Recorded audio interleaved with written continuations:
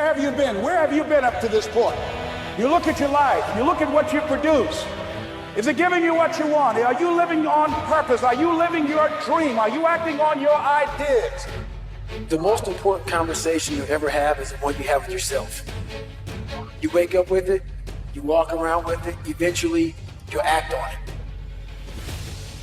I want to ask you, if you died now, what is it that before you take your last breath, you will regret what you didn't do? A lot of us run away from our fears and we box ourselves in to a lifestyle of this is all we can do. Because I'm afraid of everything outside this box. So I'm comfortable inside this box. I jumped the box.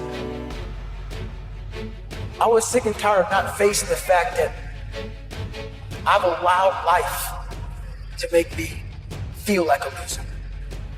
And a lot of us allow life to do that, and we accept it.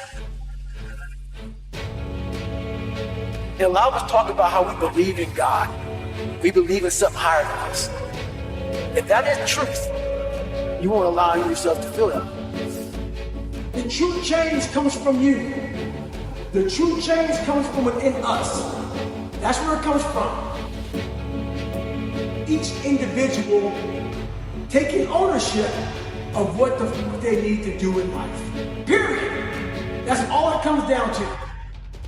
It's crazy to me that we remain in a state of unknowingness in our own lives and emotions because we feel scared of actually getting intimate with our fear. We get scared of being present and close to our fear. And that's why we try and put fear to the back of our minds, try and run away. Is that the first thing that fear does is it should hopefully connect you to wanting to build up the skills to deal with that fear.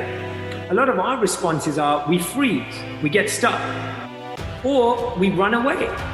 We run away and we try and avoid these issues, or we bury ourselves and we try and forget about it. And so our responses to fear, what we don't realize, create more fear. There's times in your life when things are going to happen that you've got to begin to put your dream on hold. If for 10 years, if you didn't avoid doing what you knew you needed to do, by your own definitions, right, within the value structure that you've created to the degree that you've done that, what would you be like? Well, you know, there are remarkable people who come into the world from time to time, and there are people who do find out over decades-long periods what they could be like if they were who they were, if they spoke their being forward. And they get stronger and stronger and stronger, and we don't know the limits to that. We do not know the limits to that.